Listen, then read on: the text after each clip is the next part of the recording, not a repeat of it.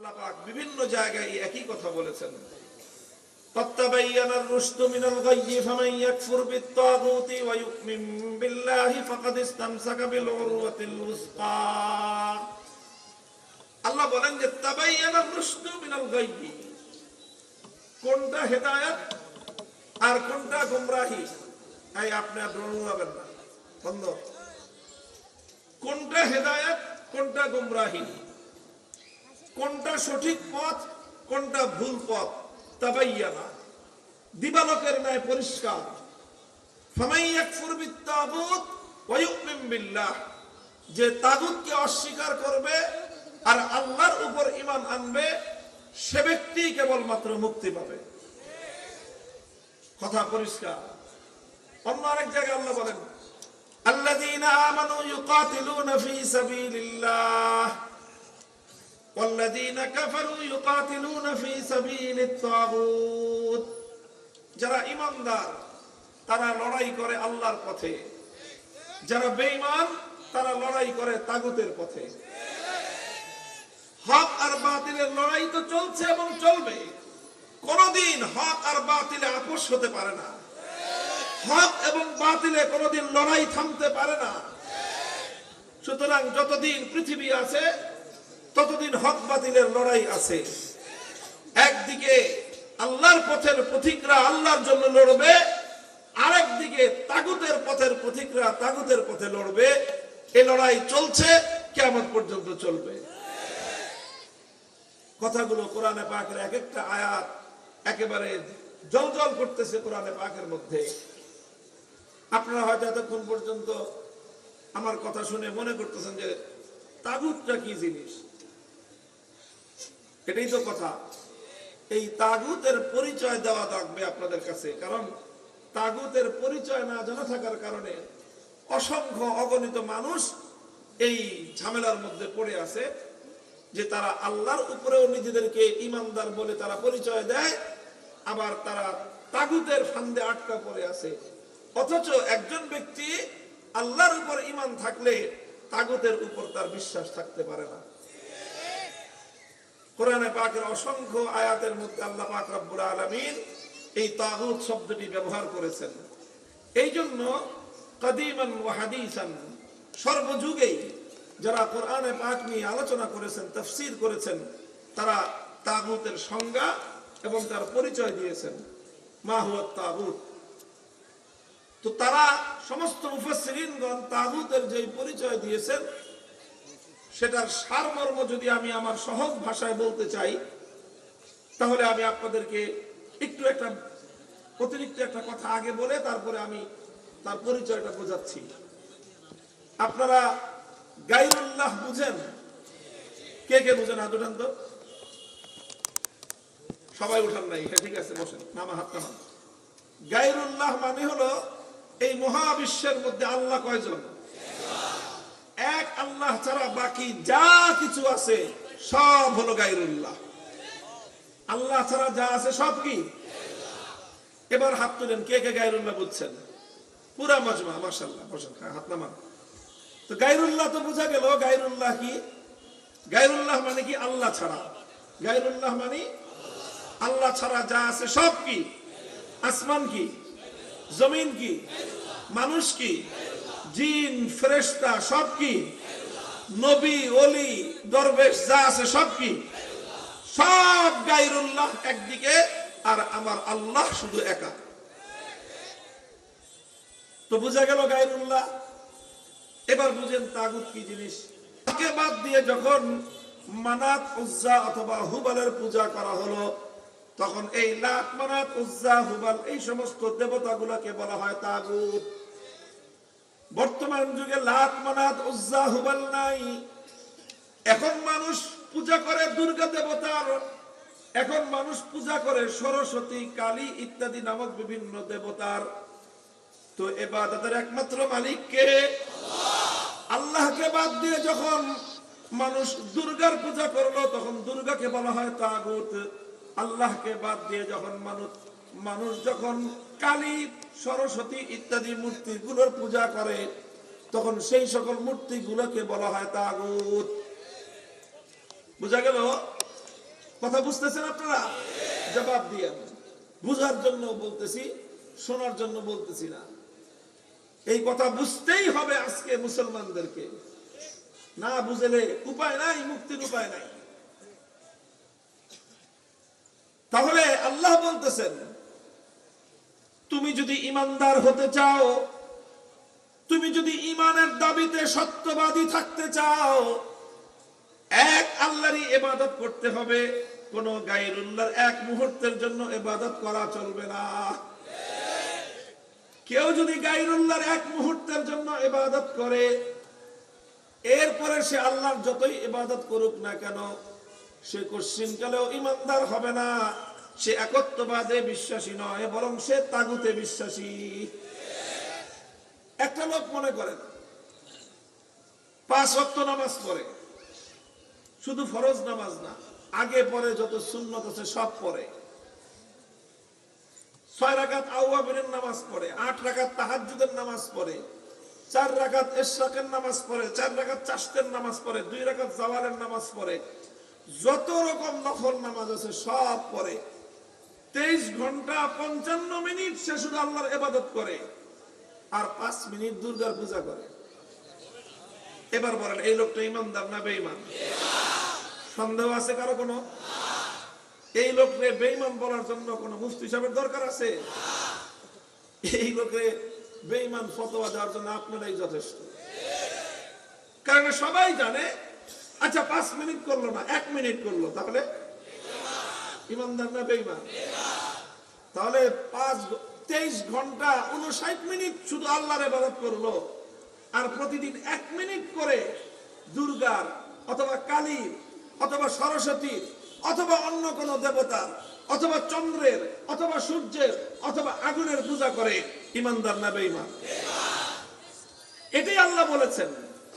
আল্লাহ এটাই বলেছেন যে আমারও ইবাদত করবা, আবার তাগুতের পূজা করবা, এই দুটো কোনোদিন একসাথে হতে পারে না। তাহলে আমি তাগুতের কি পরিচয় দিয়েছি?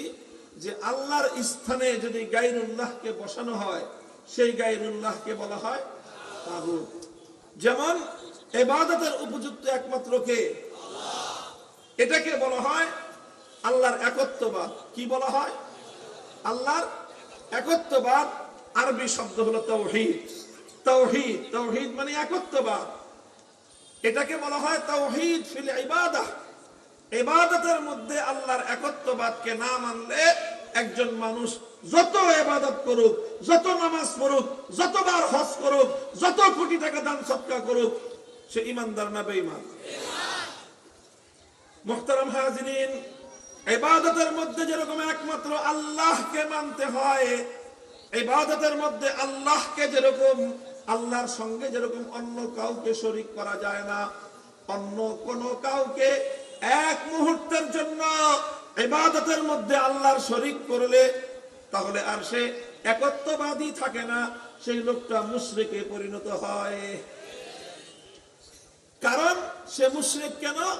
কারণ সে একত্ববাদের মধ্যে, তাওহীদের ইবাদতের মধ্যে সে আল্লাহ তাওহীদকে মানে নাই। এই জন্য ইবাদতের মধ্যে যেরকম আল্লাহ এক এবং অভিন্ন, আল্লাহ এক এবং অদ্বিতীয়, এটাকে বলা হয় তাওহীদ ফিল ইবাদাহ।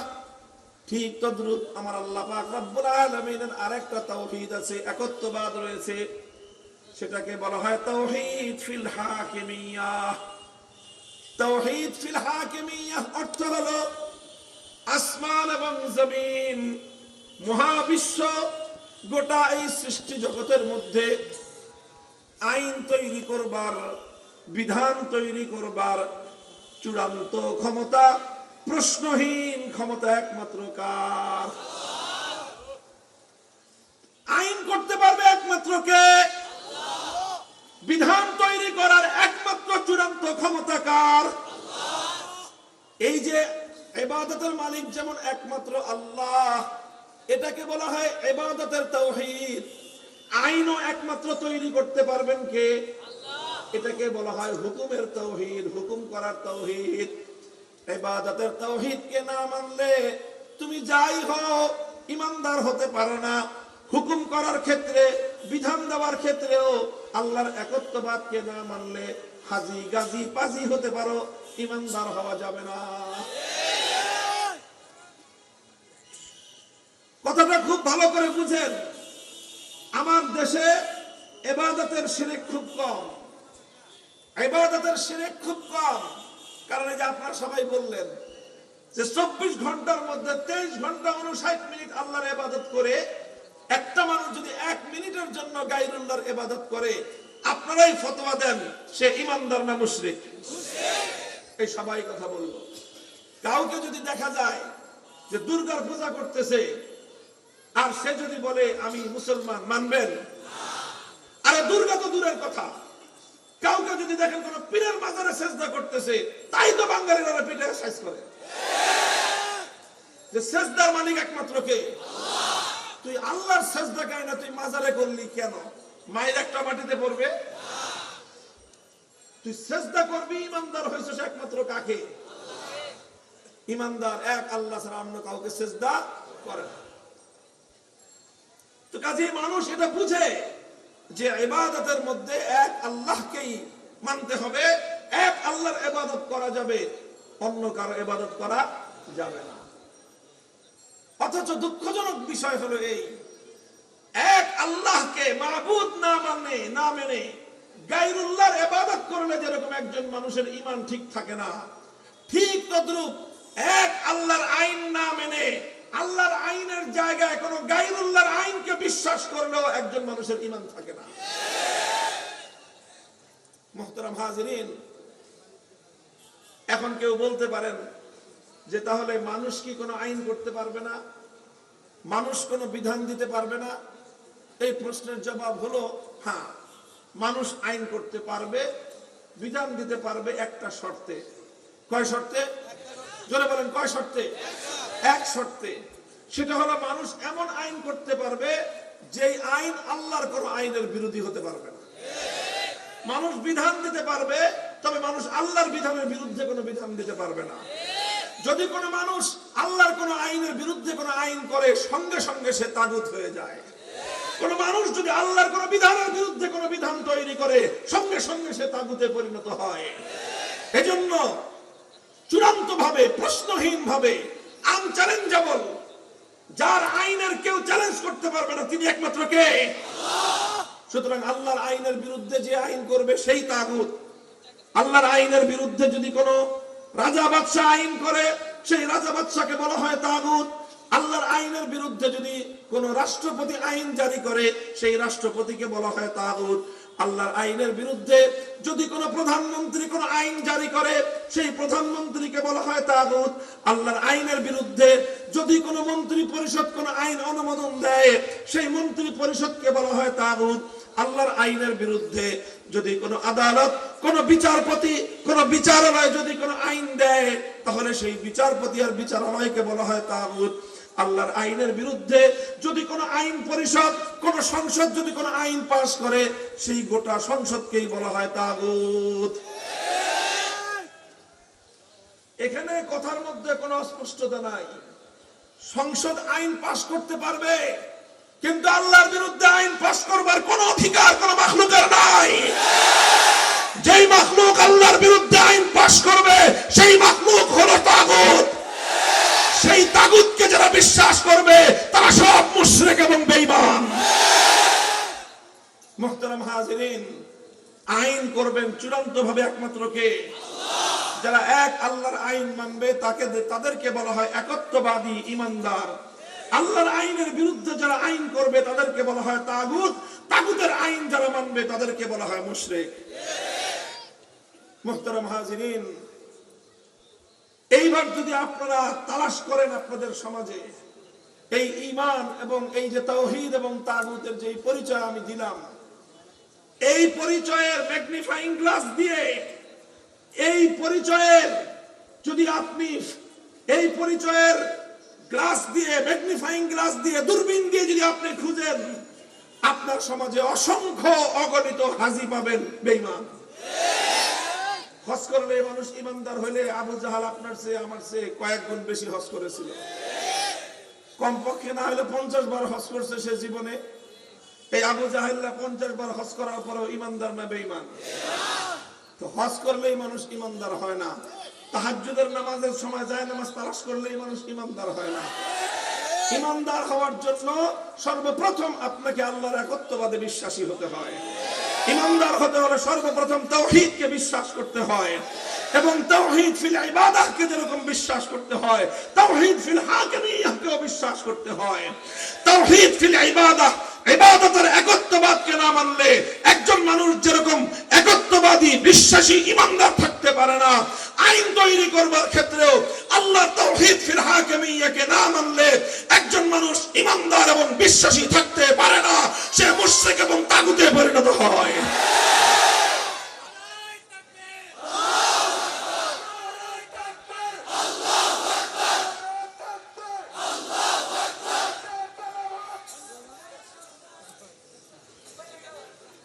মুহতারাম হাজিরিন, এই যে একটা কথা বললাম আপনাদের কাছে, দেখেন বড় জরুরি কথা, এই কথা সমাজে নাই। তাগুতের দাপটে কেউ আর তাগুতের পরিচয় সমাজের কাছে বলে না। গত 15 বছর ধরে ফ্যাসিস্টকে, ফ্যাসিবাদী স্বৈরাচারী শক্তিকে মানুষ ফ্যাসিবাদী বলার সাহস পাইছে? কেউ ফ্যাসিবাদী বলার সাহস পায় নাই, কেউ তাকে স্বৈরাচারী বলার সাহস পায় নাই। সবাই তার গুণগান গাইছে, মাহফিলে মাহফিলে তার গুণগান গাওয়া হয়েছে। পত্র পত্রিকাওয়ালারা, সাংবাদিকরা এই ফ্যাসিবাদী স্বৈরাচারীকে গুণগান গাইতে গাইতে তার ছবি দিয়ে সারা পৃষ্ঠা সমস্ত পত্রিকা ভরে রাখছে। প্রত্যেকটা ইলেকট্রনিক্স মিডিয়ার স্ক্রিনে সারাদিন এই ফ্যাসিবাদী স্বৈরাচারীর প্রচার আর তার গুণগান গাইছে। এখন সবাই তাকে ফ্যাসিবাদী বলে, সব টেলিভিশন তারে ফ্যাসিবাদী কয়, প্রত্যেকটা পত্রিকা তাকে ফ্যাসিবাদী লেখে, এখন প্রত্যেকটা মঞ্চে মঞ্চে তাকে ফ্যাসিবাদী বলা হয়। এতদিন বলস নাই কেন তাহলে? কারণ তার ভয়। কি কারণে বলে নাই? তার ভয়ে, তার প্রভাবের কারণে বলে নাই। ঠিক আজ আমি আপনাদের সামনে যে কথা বললাম, এই সমাজকে তাগুত গ্রাস করে নিয়েছে, এই জন্য এই সমাজ তাগুতের পরিচয় তুলে ধরে না। আমাদেরকে সাহস করতে হবে, হিম্মত করতে হবে, সমাজ থেকে তাগুতের শেকড় শুদ্ধ উপড়ে ফেলতে হবে।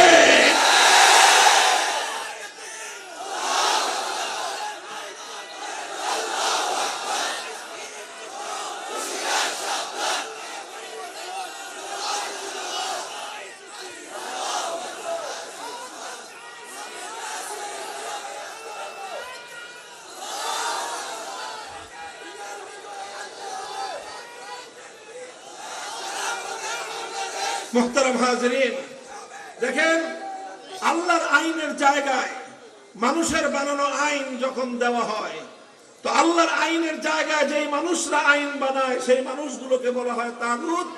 আর এই মানুষের বানানো আইন যারা যারা স্বতঃস্ফূর্ত ভাবে হৃদয় থেকে অন্তর থেকে যারা মেনে নেয় তাদের প্রত্যেককেই বলা হয় মুশরিক। মুসলমানদের মধ্যে এই অভিশপ্ত ধারা ছিল না।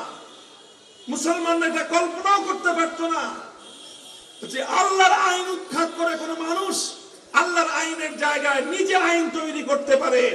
মানুষ এত বড় গাদ্দার আর বিশ্বাসঘাতক হতে পারে যে স্বয়ং সৃষ্টিকর্তার সঙ্গে সে নিজে টক্কর দিবে। মানুষ এত বড় বিশ্বাসঘাতক হতে পারে বলে মুসলিমরা এক সময় জানতই না, তাদের ধারণাই ছিল না। এভাবেই চললো খেলাফতে রাশেদার যুগ, খেলাফতে বনু উমাইয়ার যুগ, খেলাফতে বনু আব্বাসিয়ার যুগ। 600 বছর পর্যন্ত মুসলিম জাতির মধ্যে আল্লাহর আইনকে ভেঙে চুরে, আল্লাহর আইনকে উৎখাত করে মানুষ কোন আইন তৈরি করতে পারে, মুসলমানদের মধ্যে এই অভিশপ্ত চিন্তা এবং কল্পনাও ছিল না। সর্বপ্রথম মুসলমানদের মধ্যে এই অভিশপ্ত ধারাটা চালু করলো যেই জাতি, তাদেরকে বলা হয় তাতারি, মঙ্গোলীয় সম্প্রদায়। এরা সর্বপ্রথম মুসলমানদের উপর হামলা করলো, আগ্রাসন পরিচালনা করলো। মুসলমানদের খেলাফতের প্রধান কেন্দ্র বাগদাদকে তারা ধ্বংসস্তূপে পরিণত করলো। লক্ষ লক্ষ মুসলমানদেরকে তারা শহীদ এবং হত্যা করলো। এই সব কিছু করে মুসলিম বিশ্বের বিশাল একটা এলাকা এই তাতারিরা দখল করে নিল। দখল করে তারা সবচেয়ে বড় জঘন্য যেই কাজটা করলো, সবচেয়ে বড় অভিশপ্ত যেই বোঝাটা মুসলমানদের কাঁধের উপর চাপিয়ে দিল, সেটা হলো এই মুসলিম জাতির উপর থেকে আল্লাহর আইন উৎখাত করে তাতারিরা তাদের নেতা চেঙ্গিস খানের বানানো আইন, চেঙ্গিস খানের বানানো একটা আইনের কিতাব ছিল, বই ছিল, যে বইটার নাম ইতিহাসের মধ্যে পাওয়া যায় ইয়াসেক। এই ইয়াসেক নামীয় চেঙ্গিসের বানানো আইন মুসলমানদের উপর চাপিয়ে দিল। মুসলমানদের উপর সর্বপ্রথম আল্লাহর আইন উৎখাত করে মানুষের বানানো আইন চাপিয়ে দেওয়ার এই অভিশাপ নেমে আসলো। এই অভিশাপ যখন নেমে আসলো, মুসলমানরা এক মুহূর্তের জন্য এটাকে মনে প্রাণে মেনে নেয় নাই। এর বিরুদ্ধে সংগ্রাম করেছে, লড়াই করেছে, জিহাদ করেছে, রক্ত দিয়েছে। হাজার হাজার নয়, লক্ষ লক্ষ মুসলমান শাহাদাতের সুধা পান করেছে, অকাতরে জীবন দিয়েছে। ওলামায়ে কেরাম তারা অনেক ত্যাগের কুরবানি আর জুলুমের শিকার হয়েছে। শাইখুল ইসলাম ইবনে তাইমিয়া রাহমাতুল্লাহি আলাইহি ৬ বার কারাগারে বন্দী হয়েছেন। জীবনের বেশিরভাগ সময় তিনি কারাগারে অবরুদ্ধ অবস্থায় অতিক্রম করে দিয়েছেন। সব কিছু করেছেন, কিন্তু এক মুহূর্তের জন্যও আল্লাহর আইনের পরিবর্তে কোনো মানব রচিত আইনকে তারা মেনে নেন নাই। এর বরকতে মুসলমানদের ত্যাগ, কুরবানি, সংগ্রাম এবং জিহাদের ফলে আবার আল্লাহ পাক রব্বুল আলামিন মুসলমানদের উপর সাহায্য নাজিল করলেন। তাতারিরা পরাস্ত হলো, অধিকাংশ তাতারি পালিয়ে গেল, কেউ নিহত হলো, আর অনেক তাতারি ইসলাম গ্রহণ করে হেদায়েতের পথে চলে আসলো। আর মুসলিম বিশ্বের উপর থেকে আল্লাহর আইনের পরিবর্তে অভিশপ্ত মানব রচিত আইন উৎখাত হয়ে আবার আমার আল্লাহর রহমতের আইন মুসলিম জাতির উপর ফিরে আসলো। এরপরে চললো আবার শত শত বছর সালতানাতে ওসমানিয়া, খেলাফতে ওসমানিয়া। দীর্ঘ শতাব্দীর পর শতাব্দী পর্যন্ত প্রায় অর্ধেকটা পৃথিবী তারা শাসন করেছে। আইন ছিল কার? জোরে বলেন, আইন ছিল কার? এই গোটা ভারতবর্ষে মোগল সাম্রাজ্যরা আইন তারা রাষ্ট্র শাসন করেছে, তারা জনগণকে শাসন করেছে, কিন্তু আইন ছিল কার? একমাত্র আইন ছিল আল্লাহর। মুসলিম বিশ্বের মধ্যে আল্লাহর আইনের পরিবর্তে গায়রুল্লাহর আইন চাপিয়ে দেওয়ার এই অভিশপ্ত ধারা মুসলমানদের মধ্যে ছিল না। আস্তে আস্তে 18 শতাব্দীর মাঝামাঝি সময়ে পশ্চিমা সাম্রাজ্যবাদী গোষ্ঠী মুসলমানদের উপর আগ্রাসন চালায়। আমাদের ভারতবর্ষ দখল করে নেয় ব্রিটিশ সাম্রাজ্যবাদী শক্তি, ফ্রান্সের সাম্রাজ্যবাদী শক্তি মুসলমানদের আফ্রিকার বিশাল অঞ্চল দখল করে। ইতালি আফ্রিকা এবং মধ্য এশিয়ার বিশাল মুসলমানদের ইসলামী অঞ্চলকে তারা দখল করে নেয়। এইভাবে মুসলিম বিশ্ব তারা প্রায় সবটাই সাম্রাজ্যবাদী, পশ্চিমা খ্রিস্টীয় এই সকল সাম্রাজ্যবাদের আগ্রাসনের শিকার হয়। এইটা তারা করে সবচেয়ে বড় ক্ষতি মুসলমানদের যেটা করেছিল, মুসলমানদের মানচিত্র কেড়ে নিয়েছে, এটা বড় নয়। মুসলমানদের স্বাধীনতা কেড়ে নিয়েছে, শুধু এটা নয়, বরং মুসলিম জাতির উপর সবচেয়ে বড় অভিশপ্ত যেই ধারাটা তারা চালু করে দিয়েছিল, সেটা হলো এই মুসলমানদের জাতির উপর থেকে আল্লাহর আইনকে উৎখাত করে ব্রিটিশ সাম্রাজ্যবাদ তার ব্রিটিশ প্রবর্তিত আইন মুসলমানদের উপর চাপিয়ে দেয়। এটা 1857 সাল। 1757 সালে ব্রিটিশরা এদেশ দখল করা শুরু করে। এইভাবে চলতে চলতে গোটা ভারতবর্ষ, যেটা একসময় মুসলমানদের অধীনে ছিল, সেই ভারতবর্ষ চলে যায় ব্রিটিশের অধীনে। আর যেখানে আল্লাহর আইন ছিল, আল্লাহর আইন উৎখাত হয়ে ব্রিটিশের আইন চালু হয়ে যায়। যখন ব্রিটিশ তার আইন এভাবে চালু করে দেয়, তখন 1803 সালে এই ভারত উপমহাদেশের একজন সিংহ শার্দুল, একজন বাঘের বাচ্চা, যুগের শ্রেষ্ঠ আলেম শাহ আব্দুল আজিজ মুহাদ্দিস দেহলভী রহমতুল্লাহি আলাইহি, তিনি একটা ফতোয়া জারি করেন। কি জারি করেন? একটা ফতোয়া জারি করেন। তার সেই ফতোয়াটা ছিল এই যে এখানে মুসলমানরা যতই সংখ্যায় থাকুক, মুসলমানরা সংখ্যায় যত থাকুক, মুসলমানরা যতই নামাজ পড়তে পারুক, যতই হজ করতে পারুক, ব্রিটিশরা এই দেশ থেকে হজে যাওয়ার জন্য জাহাজের ব্যবস্থা করত, মুসলমানদেরকে জাহাজে হজে পাঠাতো, সব ছিল। মুসলমানরা নামাজ পড়তে পারতো, হজ করতে পারতো। শাহ আব্দুল আজিজ বললেন, মুসলমান আছে, নামাজ আছে, ইবাদত আছে, সব ঠিক আছে, শুধু একটা জিনিস নাই, জমিন কার? এখানে আল্লাহর আইন নাই, আল্লাহর আইনের জায়গায় ব্রিটিশের আইন আছে। সুতরাং তিনি বললেন যে দারুল ইসলাম, ইসলামের দেশ ওই দেশকে বলা হয় যে দেশে শুধু মুসলমান থাকে না, বরং যে দেশে আইন চলে কার? যেই দেশে আইন চলে আল্লাহর, সেই দেশটাকে বলা হয় দারুল ইসলাম।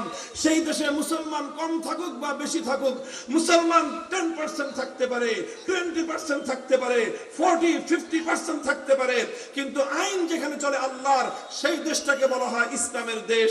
আর যে দেশে মুসলমান যতই থাকুক, মুসলমান 50%, 60%, 80%, 90% থাকতে পারে, কিন্তু সেখানে আইন যদি না হয় আল্লাহর, সেখানে আইন যদি আল্লাহর না হয়, গায়রুল্লাহর আইন হয়, সে দেশকে ইসলামের দেশ বলা হয় না, সেই দেশটাকে বলা হয় দারুল হারব, অর্থাৎ সেটা শত্রু কবলিত দেশ।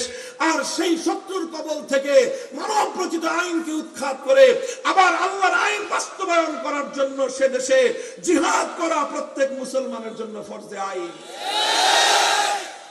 এই ফতোয়া দিলেন শাহ আব্দুল আজিজ রহমতুল্লাহ আলাইহি 1803 সালে।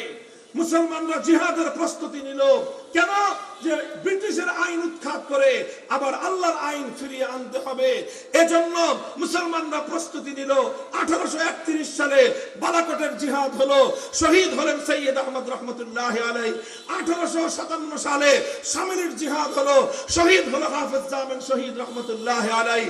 মুসলমানরা রক্তের সাগর প্রবাহিত করলো, ঘরে ঘরে ইতিম হলো আলেম ওলামাদের সন্তানেরা, ঘরে ঘরে বিধবা হলো আলেম ওলামাদের স্ত্রীরা, ঘরে ঘরে কোল খালি হলো মুসলমানদের মায়েদের। রক্তের সাগর প্রবাহিত করলেন, কিন্তু এক মুহূর্তের জন্য আল্লাহর আইনের পরিবর্তে কোন গায়রুল্লাহর আইনকে মুসলমানরা মেনে নেন নাই। 1866 সালে দারুল উলুম দেওবন্দ প্রতিষ্ঠা করা হয়। 80 বছর সংগ্রাম করা হয়। শাইখুল হিন্দ মাহমুদ হাসান দেওবন্দের নেতৃত্বে আন্দোলন চলে, সংগ্রাম চলে, লড়াই চলে, যুদ্ধ চলে। এভাবে সংগ্রাম করতে করতে 80 বছরের সংগ্রামের পর 1947 সালে ব্রিটিশরা এই দেশ ছেড়ে পালিয়ে যেতে বাধ্য হয়। ব্রিটিশরা যখন এই দেশটা ছেড়ে চলে যায়, তখন এই দেশের মানুষ দুই জাতিতে বিভক্ত। এই দেশের গোটা ভারতবর্ষের কথা বলছি, শুধু বাংলাদেশ না, গোটা ভারত, এই আমাদের উপমহাদেশ ভারত, পাকিস্তান, বাংলাদেশ, এই গোটা অঞ্চল মিলায়ে এই অঞ্চলে এক জাতি ছিল হিন্দু আর এক জাতি ছিল মুসলিম। তখন প্রশ্ন আসলো, এই দেশটা কি আমরা হিন্দু আর মুসলিম মিলে একসাথে পরিচালনা করব, না আলাদা মুসলমানদের জন্য দেশ হবে? হিন্দুরা বলল যে একসাথেই থাকি, একসাথে থাকলে দেশটা বড় হবে। আর হিন্দুদের সংখ্যা মুসলমানদের তুলনায় বেশি ছিল, সেই হিসেবে তারা মনে মনে মন কলা খেয়েছে যে দেশ যদি একসাথে বড় থাকে, সংখ্যা আমরা বেশি বড় দেশের সাম্রাজ্য আমরা চালাবো। মুসলমানরা, অধিকাংশ মুসলমানরা চিন্তা করলো এবং তারা সিদ্ধান্ত নিল, আমাদের এত বড় দেশের দরকার নাই, আমাদের এত শক্তিশালী রাষ্ট্রের প্রয়োজন নাই, আমাদের এত বিশাল অর্থনৈতিকভাবে সমৃদ্ধ দেশের প্রয়োজন নাই। আমরা এমন একটা দেশ চাই, মানচিত্রের আকারে সেটা ছোট হতে পারে, দেশ হিসেবে সেটা ছোট হতে পারে, অর্থনৈতিকভাবে সেটা দরিদ্র এবং দুর্বল হতে পারে। আমরা 3 বেলার জায়গায় প্রয়োজনে 1 বেলা খাবো, খেতে না পারলে প্রয়োজনে আমরা পেটে পাথর বাঁধবো, আমরা ত্যাগ আর কোরবানি স্বীকার করব, সব কিছু মেনে নিব, কিন্তু আমরা এমন একটা ভূখণ্ড চাই, যেই ভূখণ্ডের আইন হবে আল্লাহর, সংবিধান হবে আল কোরআনের।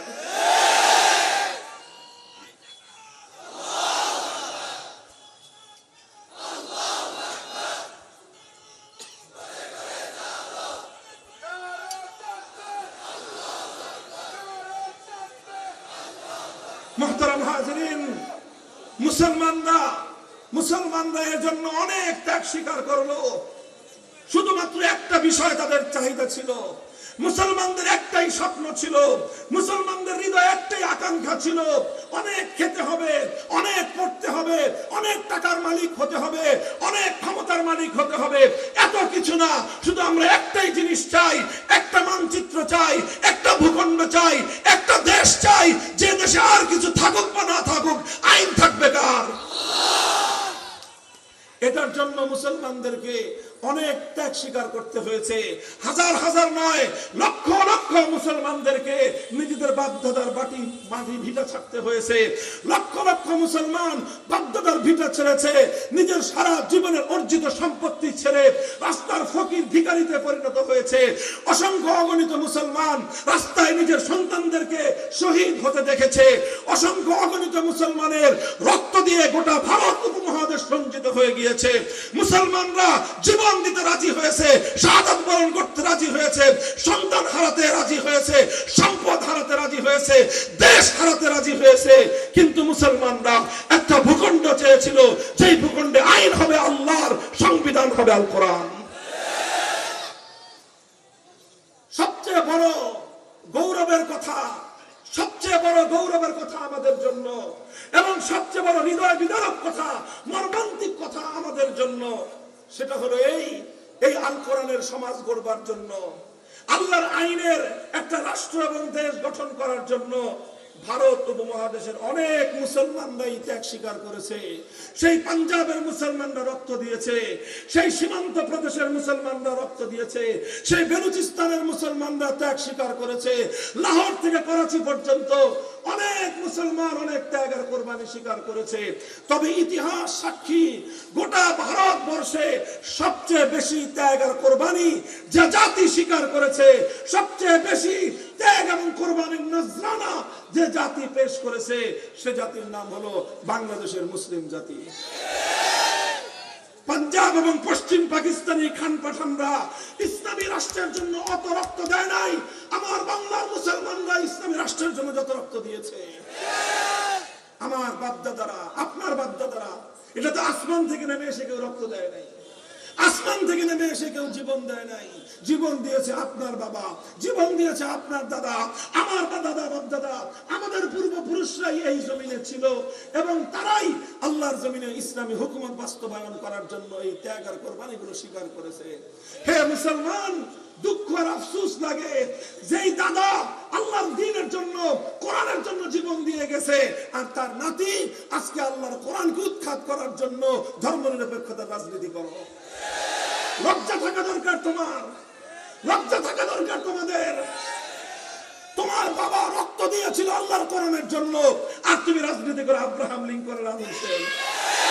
তোমার পূর্বপুরুষরা রক্ত দিয়েছিল নবী মুহাম্মদ আরবির আদর্শের জন্য, আর তুমি রাজনীতি করো কার্ল মার্কস, মাও সেতুং, লেনিনের জন্য। কচু গাছে গলায় গলায় দড়ি দে। মুসলমানদের জন্য এর চেয়ে দুঃখজনক, এর চেয়ে অপমান এবং লাঞ্ছনার কিছুই হতে পারে না। আমাদের পূর্বপুরুষরাই রক্ত দিয়েছিল। আমাদের বাড়ির পাশে ছিল কলকাতা, এই কলকাতাকে আমরা লাথি মেরেছি, দিল্লিকে আমরা 14 তালাক দিয়েছি। আমার বাংলাদেশের চতুর্পার্শ্বে ভারত, এই ভারতকে আমরা ত্যাগ করেছি, ওদের সঙ্গে সম্পর্ক ছিন্ন করে 2000 মাইলের দূরত্বে, 2000 মাইলের দূরত্বে সেই পশ্চিম পাকিস্তানি খান পাঠানদের সঙ্গে আমরা হাতে হাত মিলিয়েছিলাম। কারণ ওই খান পাঠানদের সঙ্গে আমাদের আলাদা আলাদা কোনো পীড়িত ছিল না, কোনো খাতিরও ছিল না। শুধু একটা জিনিস, একটা আকাঙ্ক্ষা, একটা তামান্না, একটা চেতনা আমাদের পূর্বপুরুষদের বুকে ছিল, সেটা হলো মুসলমানদের জন্য একটা আলাদা রাষ্ট্র হবে, আর যেই রাষ্ট্রের আইন হবে আল্লাহর, যে রাষ্ট্রে আল কোরআন হবে সংবিধান। এরপরে 1947 সালে সেই দেশ হলো, সেই দেশটার নাম রাখলো সবাই পাকিস্তান। 24 বছর হয়ে গেল, পাকিস্তান নামক এই খাটাস, এই পোলার কি হয় না?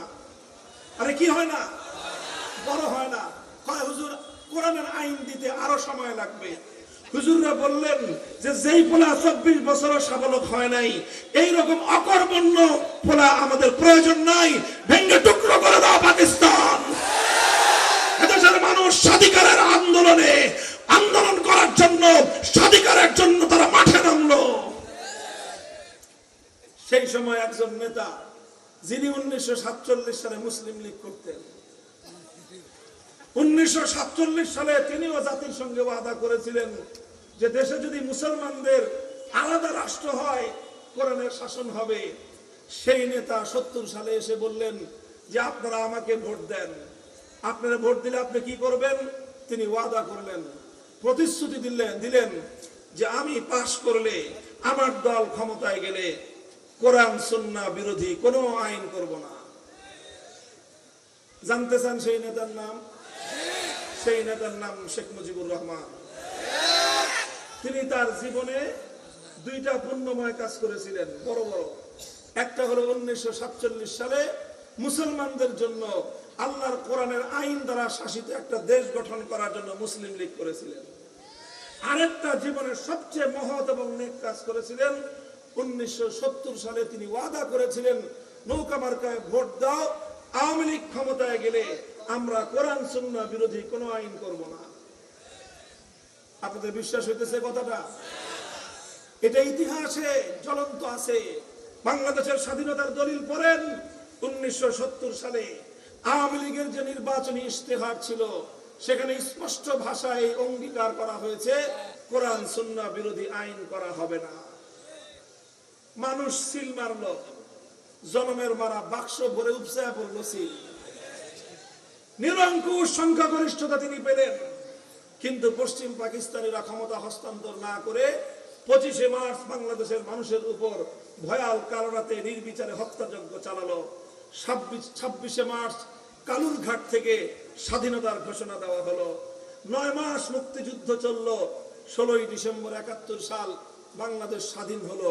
আর এই গোটা সময়টা শেখ মুজিবুর রহমান সাহেব পাকিস্তানে বন্দী ছিলেন। এরপরে তিনি সেখান থেকে মুক্তি পেয়ে তিনি গেলেন লন্ডনে।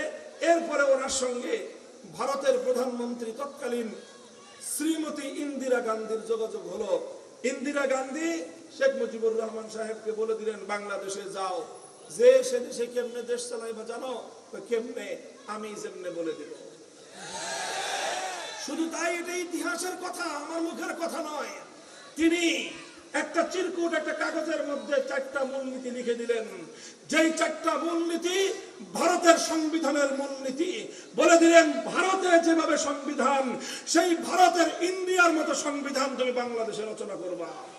তিনি আসলেন 72 সালে সংবিধান তৈরি করলেন, যেই সংবিধানের মধ্যে 70-এর জাতীয় নির্বাচনের আগে তিনি জাতির সঙ্গে যে অঙ্গীকার করেছিলেন, যেই ওয়াদা করেছিলেন, সেই ওয়াদা ভঙ্গ করে সেই ভারতের মতো করে ইসলাম বিরোধী, ঈমান বিরোধী, ধর্মনিরপেক্ষতা, কুফরি মতবাদ সহ ধর্মনিরপেক্ষতাবাদ, জাতীয়তাবাদ, গণতন্ত্র এবং সমাজতন্ত্রের মতো কয়েকটা কুফরি মূলনীতির ভিত্তিতে তিনি বাংলাদেশের সংবিধান তৈরি করলেন। এখানে ক্ষান্ত নয়, তিনি যেখানে কথা ছিল কোরআন সুন্নাহর বিরুদ্ধে কোনো আইন করবেন না, সেখানে তিনি আইন করলেন কি এদেশে ইসলামী রাজনীতি চলবে না। তিনি আইন করলেন, আইন করে সমস্ত ইসলামী দলগুলোকে যারা আল্লাহর জমিনে আল্লাহর দ্বীন বাস্তবায়ন করতে চায়, যারা আল্লাহর জমিনে আল্লাহর কোরআনের শাসন বাস্তবায়ন করতে চায়, সে রাজনীতিকে তিনি নিষিদ্ধ করলেন। আর এর মাধ্যমে 70 সালে যে নেক কাজটা করেছিলেন, ভালো কাজটা করেছিলেন, ওয়াদা করেছিলেন, সেই ওয়াদার সঙ্গে স্পষ্ট বিশ্বাসঘাতকতা, গাদ্দারি করলেন।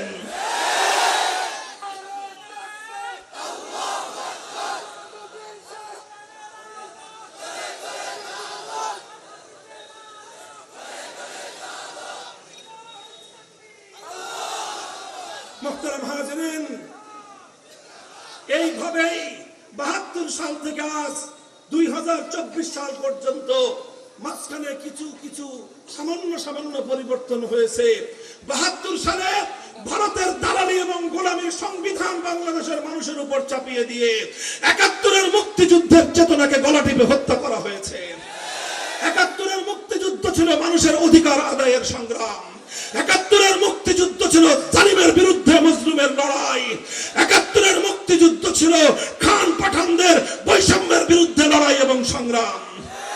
আর 72-এর যে সংবিধান করা হলো, ধর্মনিরপেক্ষতা, মুক্তিযুদ্ধের 71 সালে কেউ একবার উচ্চারণ করে নাই। ধর্মনিরপেক্ষতার কথা 1971-এর আগে কেউ কোনোদিন কোথাও বলে নাই। হঠাৎ করে স্বাধীনতার পরে 72 সালে ইন্দিরা গান্ধীর প্রেসক্রিপশন দিয়ে ভারতের সংবিধান থেকে পাচার করে বাংলাদেশকে ভারতের পায়ের নিচে বলি দেওয়া হয়েছে।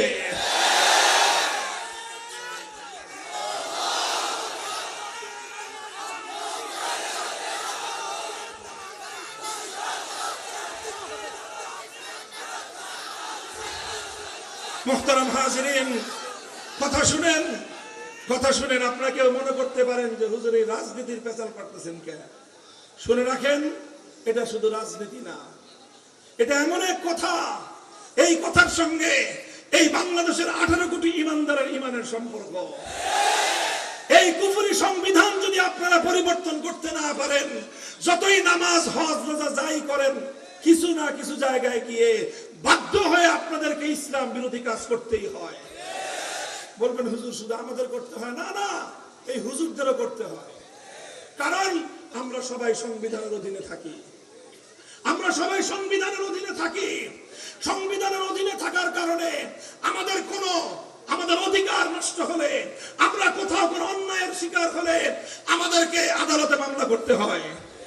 অথচ ইসলাম বলেছে, আল কোরআন বলেছে যে আল্লাহর আইন ছাড়া কোন মানুষের বানানো আইনের কাছে বিচার চাইলে সে তাগুত এবং সে কাফেরে পরিণত হয়।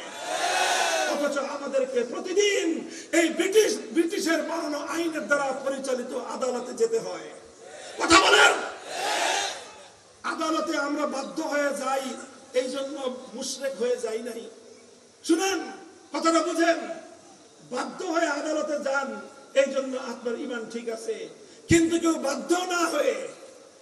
যদি বাধ্য না হয়ে অযথাই মানব রচিত আইনের কাছে বিচার চায়, স্পষ্ট ফতোয়া, সে বেঈমানে পরিণত হয়েছে, সে মুরতাদ হয়ে গিয়েছে। কারণ সে আল্লাহর আইন বাদ দিয়ে সে বাধ্য না হয়েও মানব রচিত আইনের কাছে সে বিচার চেয়েছে। এবার বলেন, আমাদের যারা আমরা 5 ওয়াক্ত নামাজ পড়ি, আমরাও কি পরিপূর্ণ ঈমান নিয়ে থাকতে পারতেছি? যদি মন্ত্রী হয় কেউ, আরে ভাই, বর্তমানে তো আমাদের বাংলাদেশের একজন নাম করা আলেম, আমাদের গোটা বাংলাদেশের আলেমদের মাথার মুকুট, বর্তমান ধর্ম উপদেষ্টা আল্লামা আফম খালিদ সাহেব, জবরদস্ত আলেম। তিনি একজন মুহাদ্দিস, বর্তমান সময়ে বাংলাদেশের অন্যতম প্রাচীন মাদ্রাসা জিনি মাদ্রাসায় হাদিস পড়ান। এত বড় একজন মুহাদ্দিস, তিনি মন্ত্রী হয়েছেন। উপদেষ্টা মানে মন্ত্রী হয়ে ওনাকে মরা মানুষের বেদির উপর ওনাকেও ফুলের তোড়া দিতে হয়েছে। কারণ এটা সাংবিধানিক বাধ্যবাধকতা। অথচ মরা মানুষের বেদির উপর কোন ফুল দেওয়া, এটা ইসলাম ধর্ম মতে সম্পূর্ণরূপে হারাম। এই হারাম কাজটা ওনাকে করতে হয়েছে। যারা সংসদে যায়, সংসদ সদস্য নির্বাচিত হয়ে যারা সংসদে যায়, তাদেরকে এমন শপথ বাক্য পাঠ করতে হয় যেই শপথ বাক্য পাঠ করলে একজন মানুষের ঈমান ক্ষতিগ্রস্ত হয়। কিন্তু এটা করতে হয় কারণ আমরা এই সংবিধানের অধীনে আছি। কথাটা বুঝতে পারছেন? আচ্ছা, মনে করেন আপনারা এখন যত মানুষ এই শামিয়ানার নিচে আছেন, এই শামিয়ানার উপরে মনে করেন যদি নীল রংটা যে আছে, একটু পানি পড়লেই যদি এই নীল রংটা গলে গলে পড়ে, আর এখন যদি আসমানের উপর থেকে বৃষ্টি হয়, তাহলে আপনারা যত মানুষ আছেন ইচ্ছায় অনিচ্ছায় এই শামিয়ানার রং থেকে, এই ময়লা থেকে আপনারা কেউ মুক্তি পাবেন? কারণ আমরা তো শামিয়ানার নিচে, আমরা দেশে আছি। আর আমাদের দেশের সংবিধানটা কুফরি সংবিধান হওয়ার কারণে আমি, আপনি, ইমাম সাহেব, মুসল্লি সাহেব, যা আছে, হাজি গাজী, হযরত, হুজুর, পীর সাহেব, কেবলা, যা আছে সব সহ কোথাও না কোথাও আমাদেরকে ইচ্ছায় হোক অনিচ্ছায় হোক, বাধ্য হয়ে হোক, আমাদেরকে ইসলাম বিরোধী অনেক কাজ করতে হয়।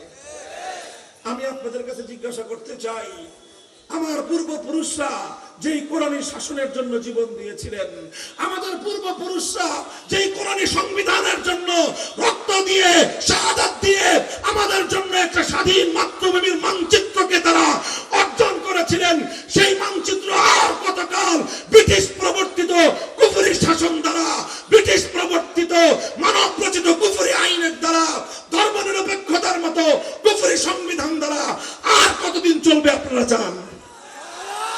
বলেন, আর কতদিন চালাতে চান? তাহলে আপনারা কি চান? বসেন, আজ বর্তমানে বাংলাদেশে ইসলামের দৃষ্টিতে, কোরআন হাদিসের দৃষ্টিতে স্পষ্ট দুটি কথা আমার। সর্বশেষ 1 নম্বর কথা হলো, এখন আমরা তো বহু আগে থেকেই বলতেছি, ভারত আমাদের উপর আগ্রাসন চালায়, ভারত আমাদের পানি আটকে রাখে, ভারত আমাদের ফেলানীদেরকে সীমান্তে গুলি করে হত্যা করে, ভারত আমাদেরকে বিনা পুঁজিতে বিনা টাকায় আমাদের বুকের উপর দিয়ে ট্রানজিট নিয়ে যায়, ভারত আমাদের দেশের উপর 15 বছর পর্যন্ত তার একটা গোলাম এবং তার দাসীকে গোটা বাংলাদেশের মানুষের বুকের উপর জোর করে ক্ষমতার মসনদে বসিয়ে রেখেছিল। এই কথা বলতে বলতে বলতে বলতে আমাদের হুজুরদের মুখে তো ফেনা উঠে গেছে। এখন আমাদের এই কথায় পানি ঢুকছে বাংলাদেশ সরকারের কানে। এখন এই সেদিন প্রধান উপদেষ্টা ডেকেছেন সারা দেশের সব ধর্মের লোকজনদেরকে, সব রাজনৈতিক দলদেরকে একটা কথা বলার জন্য যে ভারতের আগ্রাসনের বিরুদ্ধে আজ বাংলাদেশের মানুষকে ঐক্যবদ্ধ হতে হবে। আমরা ওই কথার সঙ্গে একমত। ওই কথার সঙ্গে একমত কিনা আপনারা? দেশপ্রেমিক গোটা বাংলাদেশের সকল মানুষ আজকে আমরা একমত।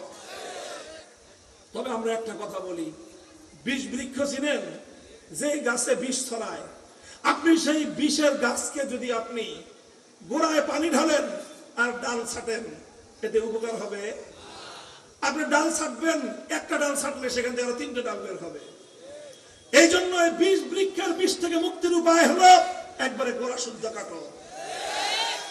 ভারতের আগ্রাসনের বিষ 72 সালের সংবিধানের মধ্যে ধর্ম নিরপেক্ষ মতবাদের মাধ্যমে ভারত বাংলাদেশকে তার গোলামের দেশে পরিণত করে রেখেছে।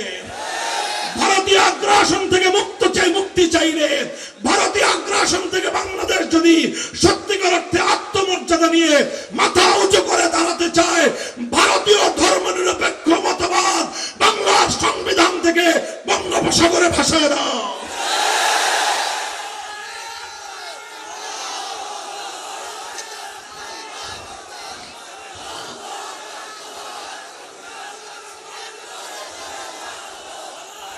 আপনার কথা বুঝেছেন আমার? আরেকটা কথা শেষ কথা, এই বাংলাদেশে এখন একটা আওয়াজ চারিদিকে, সংবিধান সংস্কার। কি আওয়াজ? এই যে আমরা আল্লাহর আইন আইনের কথা যে বললাম, এই সব আইন হয় সংবিধান দিয়ে।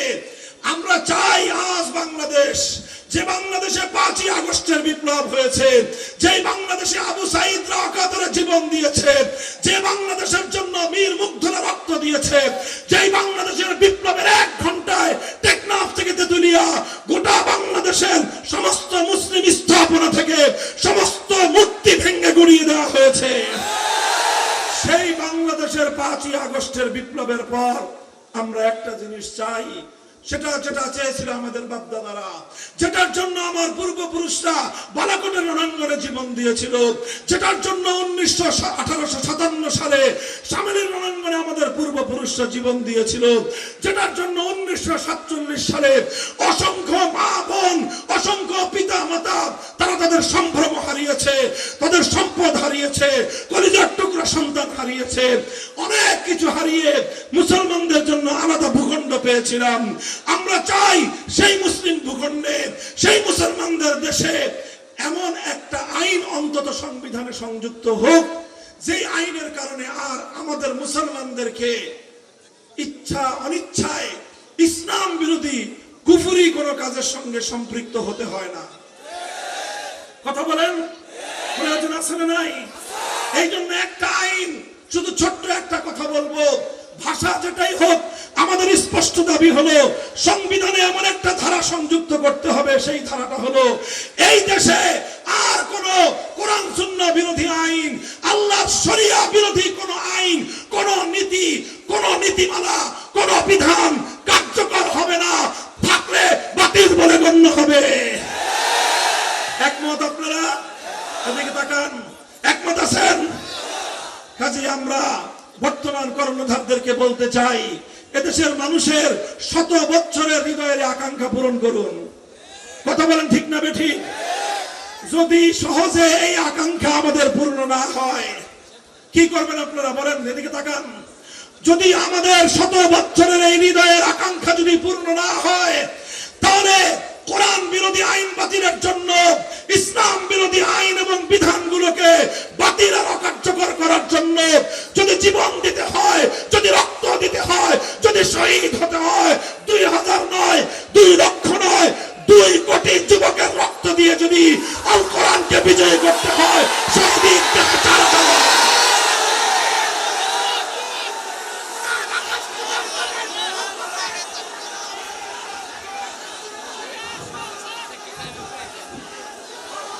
তৈরি থাকবেন তো ইনশাল্লাহ? দেখা হবে রাজপথে, শহীদের ঈদগাহে মিলিত হব। আমার এই পবিত্র মাতৃভূমিকে আজ হোক কাল হোক আল কোরআনের বাংলাদেশ গড়েই আমরা ক্ষান্ত হব। হয়তো খেলাফত, হয়তো খেলাফত, হয়তো খেলাফত। প্রস্তুত হও। এখন আর শুধু মাদ্রাসার ছাত্ররা না, প্রত্যেকটা বিশ্ববিদ্যালয়ে তাওহীদের পক্ষে, খেলাফতের পক্ষে, স্কুল কলেজ ইউনিভার্সিটির ছাত্ররা জীবন দেওয়ার জন্য তৈরি হচ্ছে। দাবায় রাখতে পারবো না ইনশাআল্লাহ। ইসলাম হবে দেশের চূড়ান্ত গন্তব্য। নাসরুম মিনাল্লাহি ওয়া ফাতহুন করিম ওয়া আখিরু দাওয়ানা আলহামদুলিল্লাহি রাব্বিল আলামিন। ওয়াসসালামু আলাইকুম ওয়া রাহমাতুল্লাহ।